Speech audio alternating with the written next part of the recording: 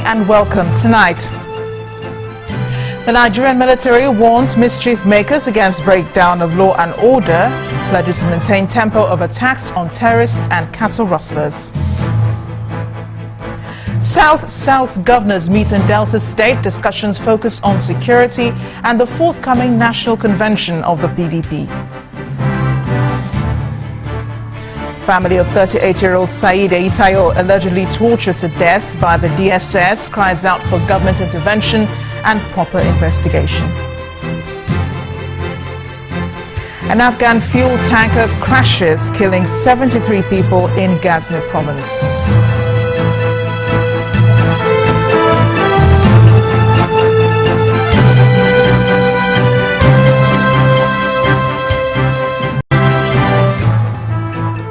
Good evening, I am Amarachi Ubani. Tonight we begin with the Defense Headquarters. Today is issuing a strong warning to persons or groups seeking to engage in acts capable of causing a breakdown of law and order. Although in the 3-paragraph press release signed by the Brigadier Rabi Abubakar, the Director of Defense Information did not specify the persons or groups involved in such acts. He advised citizens to refrain from taking the law into their hands and to avoid actions that could breach the nation's harmonious coexistence. According to him, individuals or groups seeking for relevance should follow due process in accordance with the law of our land and not through acts of brigandary. General Abubakar also advised the public to ignore inciting pictures, videos and statements posted on social media platforms, which are now confirmed to be creations of Photoshop artists. He says the military will continue to sustain the tempo against terrorists, oil thieves, cattle rustlers and other criminals. Governors of the South-South elected on the platform of the People's Democratic Party will be meeting with the president soon. This was disclosed today by the governor of Delta State, Dr. Ifeanyi Okowa, who hosted his colleague governors from Akwa Ibom, Bayelsa, Rivers and Cross River State. In a coastal meeting, the governors discussed security matters in the zone, the forthcoming national convention of the PDP, and the need to protect the interests of the South-South at the national level.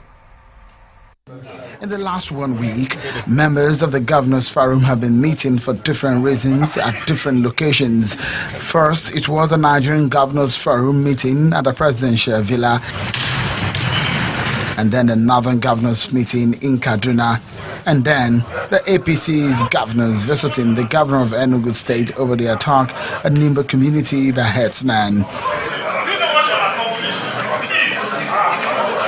It is another meeting of governors. This time, the SouthSouth governors elected under the platform of the PDP, and they say their concern is in the areas of security, in which they will be meeting the president soon, and then the forthcoming national convention of the People's Democratic Party, and also on issues of common interest to the SouthSouth governors. The 5 PDP states in the SouthSouth, they came into Delta for a meeting. We discussed a wide range of issues concerning us as a nation and the political party, the PDP. First, we discussed issues on security, and we've decided that there will be the need for us in the South-South to meet with Mr. President. Those are issues we are not going to let out until we meet with Mr. President. We have also discussed issues concerning our great party, the People's Democratic Party. You will recall that our convention has been fixed for Port Harcourt on the 21st of May, and we are already putting plans in place for that convention. The chairman of the committee is Governor Wike of Rivers State, and we call on all our supporters across the nation and members of the PDP to ensure that they desist from anything that will cause any form of crisis. We want to go as a united body to Port Harcourt because we are accepted as a party, and the leadership of the party that the National Convention will hold in Port Harcourt, and we stand by that. The governors done the depart for their various states, but they have in mind issues discussed during the closed-door meetings, and they will be fashioning out how they will be able to implement all the policies to the advantage of their people. For 4 months, the document detailing the 2016 budget was going back and forth between the presidency and the National Assembly. First was the allegation that the document was missing, then came the issue of budget padding and the long wait for the president's assent to the budget. One of those who caught the heat during this period was the president's special assistant on National Assembly matters, Senator Ita Enang. At that time, there were accusations and counter-accusations over the Lagos-Calabar rail project. He joins us live from Abuja. Senator, thank you for joining us on the news at 10. Looking back 4 months of politicking at the moment of the document. Good evening. Good evening. Looking back 4 months of politicking and the document moving back and forth as the president's assistant on National Assembly matters, how concerned were you at that time? I was really concerned, but not concerned out of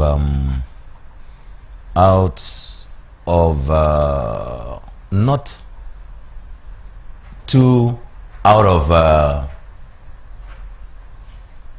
out of character.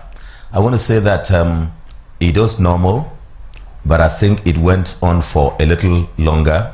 But I think that again, this was the first budget that the National Assembly under President Muhammadu Buhari and the APC had to consider, and things had to be put in a manner that was different from what it used to be, and that took a little while, and but finally we got there and we got to where we are. We thank God for it, and we thank Nigerians. We appreciate the National Assembly, particularly the leadership of the National Assembly, His Excellency the President of the Senate, His Excellency the Speaker of the House of Representatives, and the leadership of the National Assembly.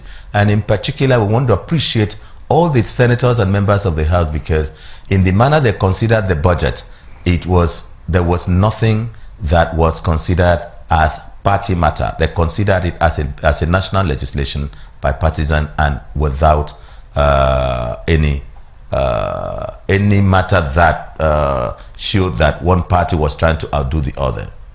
If you say, well, there was no party matter involved in this long process, why did it take so long then in passing the budget? Because your party is in control of the National Assembly and the executive. Well, it took so long, it took a little longer than normal. But I want to say that it didn't take too long, because when you consider the history of when budgets have been considered and passed, I think this one was not extraordinary.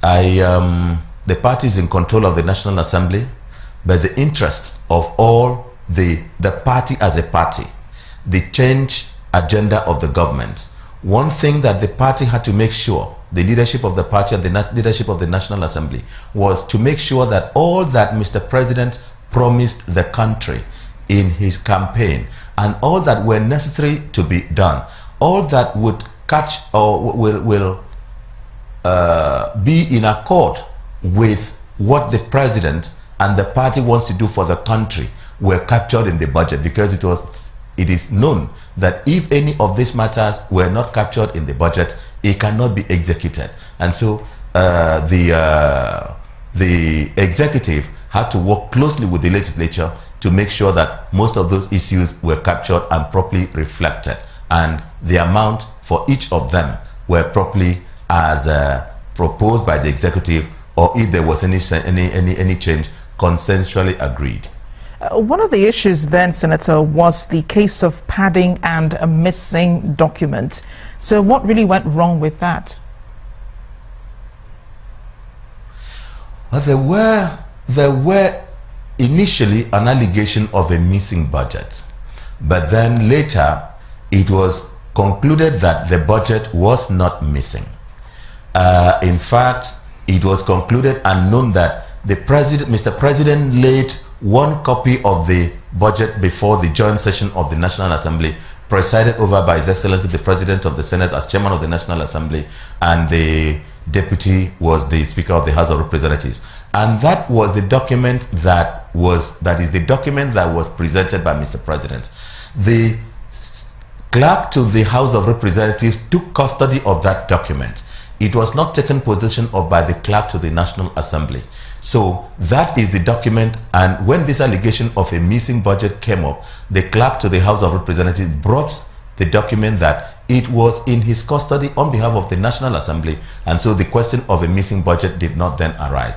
But there was this other question that there were details that were sent which were alleged to be a little at variance with what was laid by Mr. President. His Excellency the President sent a letter clarifying that these details of the budget, that is the schedule to the bill, were documented properly from him, and so there were no two documents before the National Assembly. So all that were clarified, and we moved on from there. But there were other issues, underlying issues, which played out during these 4 months. Would you like to share them and explain some of them to Nigerians? I think all the issues that seem to have played out, none was underlying. All were on the table. There were there were national issues. There were issues of geopolitical balancing in terms of projects. There were issues of interest of the different sectors. That is, health showed a lot of concern.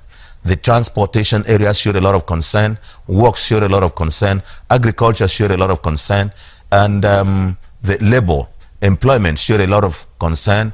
The welfare of the poor, welfare of the other Nigerians, because there are no poor Nigerians, there are ordinary Nigerians. Welfare, provision for payment of salaries for all the agencies, and most of the agencies, or some of the agencies, complain that what were provided for them may not be enough to pay salaries. They may have to consider. And so these are all the issues which the ministers responsible interacted with the chairman of the committees, and they agreed on the appropriate matter to do without exceeding the ceiling that were made for their ministries, except where it was appropriately necessary. And where each of these were a big concern, Their Excellencies, the President of the Senate, the Speaker of the House of Representatives, the Deputy President, the Deputy Speaker, and all of them, all the leadership intervened, directly interfacing with the Minister of Budget, with our office, the office as my colleague, myself, and my colleague, Honorable Kawu, and the different ministers and heads of parastatals. I think there were no underlying issues which were not known to the public. Every issue was such as were of interest to Nigerians, and what Nigerians and what the National Assembly and the ministers were working towards was to make sure that the change agenda is properly effected and Nigerians are taken on a course that is acceptable in this century. Senator Ita Enang, thank you so much for joining us tonight on the News at 10. I've been speaking with the President's Special Assistant on National Assembly Matters, Senator Ita Enang, on the budget. Now, in part two, after the break, President Muhammadu Buhari's advanced party departs for the United Kingdom ahead of the International Anti-Corruption Summit. Please join us again.